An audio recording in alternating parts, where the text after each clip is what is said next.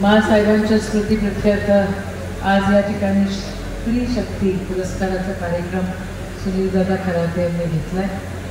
खरोखर कौतुक करण्यासारखं आहे. महिलांचं कौतुक करण्यासाठी अजूनही काही हात संकुचतात ही वस्तुस्थिती आहे.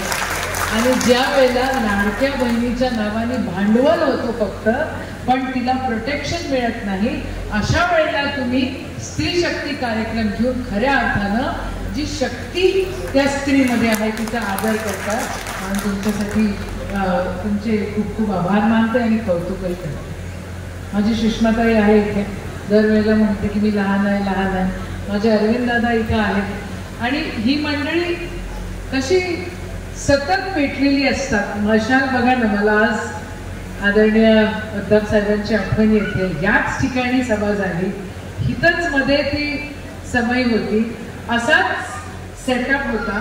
फक्त 8 स्क्रीन आपण लावलेले होते त्यावेळेला आणि पूर्ण उन्हाळा होता.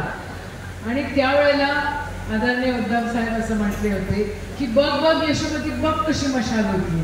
आणि मशाल हे चिन्ह महाविकास आघाडीसाठी खऱ्या अर्थानं खऱ्या शिवसेनेसाठी एकदम एकदम पॉझिटिव्ह चिन्ह आहे. आज जे काय या ठिकाणी त्या समयीची मशाल झालेली आहे, पुन्हा त्याला इंग्रजीमध्ये गुड ओमेन म्हणतात.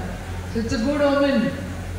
आणि चांगले प्रतिबिंब या ठिकाणी पडतायत आणि चांगल्या गोष्टी समोर होत आहेत, वाईटाचा नाश होतोय आणि समयची मशाल कशी होते हे कोणालाही कळत नाही आणि का होते हेही कळत नाही. पण कारण आहेत ना त्याच्यासाठी. या ठिकाणी विशंबर दादा आहेत, या ठिकाणी असीम दादा या ठिकाणी आहेत.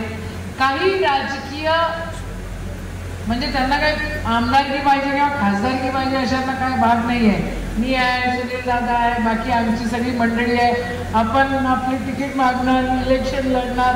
आम्हाला अरविंद दादा आपल्याला सगळ्यांना निवडणूक जिंकायचीच असते. पण ह्या मंडळींना, असीम दादाला आणि विशंबर दादांना आणि त्यांच्या पूर्ण टीमला समाज आणि महाराष्ट्र आणि देश जपायचा आहे म्हणून हे फील्डमध्ये आलेले आहेत. त्यांच्यासाठी जोरदार आपण टाळ्या वाजवल्या पाहिजे. अनंतराव काका या ठिकाणी आमचे श्यामदादा आहेत, आमचे बँकेचे उपाध्यक्ष अभिजित दादा आजही कुंडच देऊन राहिलेलं जोडी. या ठिकाणी आमचे हरिभाऊ दादा इथे आहेत, सुधीर दादा या ठिकाणी आहेत. सर्व मंडळी सगळेजण सोबत आलेले, माझ्या सर्व भगिनी या ठिकाणी आहे. आदरणीय पितृतुल्य मातृतुल्य माझे युवक बंधूंनो व भगिनींनो, प्रत्येकाच्या आयुष्यामध्ये अशी एक शक्ती असते जिला आपण स्त्री शक्ती म्हणतो. पण खूप वेळा असं होऊन जातं की आपण तिला कवटाळायला विसरून जातो.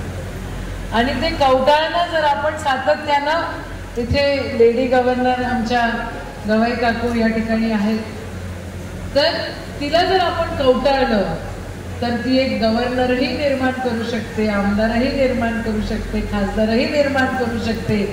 घर जी जपते ती संसार जपते आणि ती समाजही जपते. ही वस्तुस्थिती. आज रजियाताई या ठिकाणी आहेत आणि माझ्या आयुष्यात घडलेला एक छोटासा प्रसंग तुम्हाला सांगते. मी अतिशय लहान होती ज्या वेळेला माझे यजमान गेले. माझी मुलगी 3.5 वर्षाची होती. दादा आज आपण उल्लेख केला. सगळ्यात पहिलं मला भेटायला कोण आलं असेल तर ही रजियाताई आली. 20 वर्ष त्या गोष्टीला होऊन गेले पण मी अजूनही विसरली नाही. मला काहीही समजत नव्हतं, उद्या काय होणार आहे हेही कळत नव्हतं.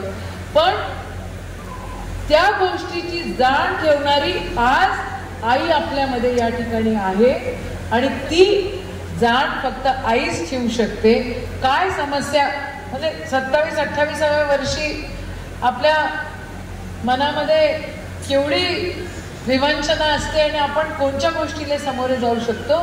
तर समाजामध्ये ते कोणी ओळखलं नाही, ते माझ्या रजियाताईंनी ओळखलं आणि त्यावेळेला सांगितलेल्या गोष्टी मला अजूनही काही आठवतात.